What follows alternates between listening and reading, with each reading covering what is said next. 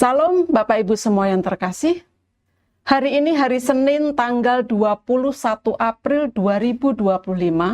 Renungan kita berjudul Teruslah Melangkah. Firman Tuhan kami ambil dari Injil Lukas pasal yang ke-8, ayat yang ke-49 sampai dengan ayat yang ke-50. Demikian bunyi firman Tuhan. Ketika Yesus masih berbicara, datanglah seorang dari keluarga kepala rumah ibadat itu dan berkata, "Anakmu sudah mati, jangan lagi engkau menyusah-nyusahkan guru." Tetapi Yesus mendengarnya dan berkata kepada Yairus, "Jangan takut, percaya saja dan anakmu akan selamat." Seorang kepala rumah ibadat bernama Yairus mempunyai seorang anak perempuan yang sedang dalam kondisi kritis. Yairus datang tersungkur di depan kaki Yesus dan memohon supaya Yesus datang ke rumahnya. Namun perjalanan mereka terhenti ketika Yesus merasakan bahwa ada seseorang yang menjamahnya, dan ia merasakan ada kuasa yang keluar dari dirinya. Ternyata seorang perempuan yang sakit pendarahan mengalami kesembuhan ketika ia menjamah jubah Yesus. Maka terjadilah percakapan di antara mereka. Tak lama kemudian datanglah pihak keluarga memberi kabar duka bahwa anaknya sudah mati, sehingga tidak perlu lagi menyusahkan Yesus untuk datang.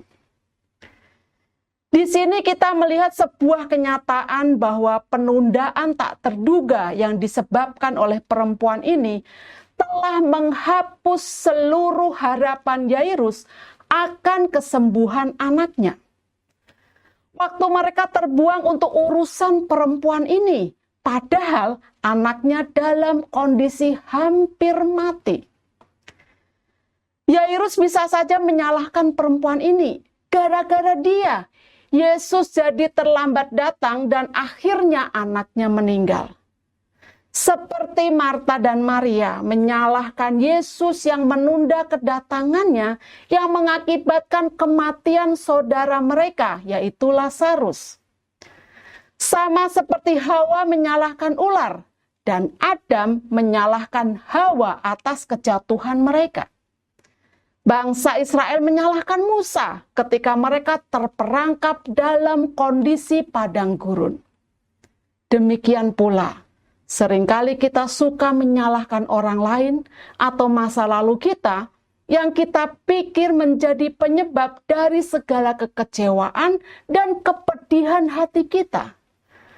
Dalam kondisi seperti ini, apa yang dikatakan Yesus kepada Yairus?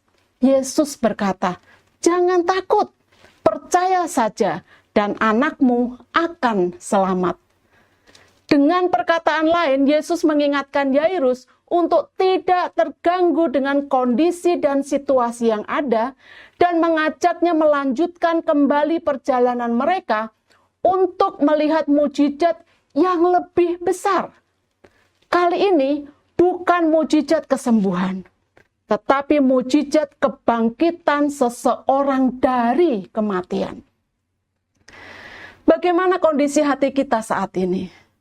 Adakah kita sedang mencari kambing hitam dan menyalahkan orang lain? Atau situasi dan keadaan yang menjadi penyebab dari pupusnya harapan dan kekecewaan yang kita alami saat ini? Yesus mengingatkan kita untuk tidak takut dan tetap melanjutkan perjalanan iman kita, sekalipun berada di tengah kemustahilan yang ada. Jangan berhenti. Teruslah melangkah bersama Yesus sampai kita menikmati kuasanya yang lebih besar. Bukankah iman Yairus jauh berakar lebih dalam ketika mereka melihat kebangkitan orang mati daripada hanya sekedar melihat sebuah kesembuhan dari orang yang sakit? Demikian pula Marta dan Maria yang jauh kehabisan kata untuk melukiskan kedahsyatan Tuhan ketika mereka melihat Lazarus melompat-lompat keluar dari kubur daripada melihat kesembuhan Lazarus. Jangan biarkan keadaan menguasai iman kita. Tetapi dengan iman yang teguh, kita menguasai keadaan dan tetap melangkah bersama Yesus. Kata-kata bijak, kemenangan yang tertunda malah dapat memberikan sukacita yang lebih melimpah. Bapak Ibu, mari tundukkan kepala kita untuk berdoa. Bapa, ampunilah aku yang seringkali mencari kambing hitam dan tidak berani melangkah dengan iman bersama Tuhan Yesus. Dalam nama Tuhan Yesus aku berdoa dan bersyukur. Amin. Puji Tuhan, kiranya renungan hari ini menjadi berkat bagi kita semua. Tuhan Yesus memberkati. Amin.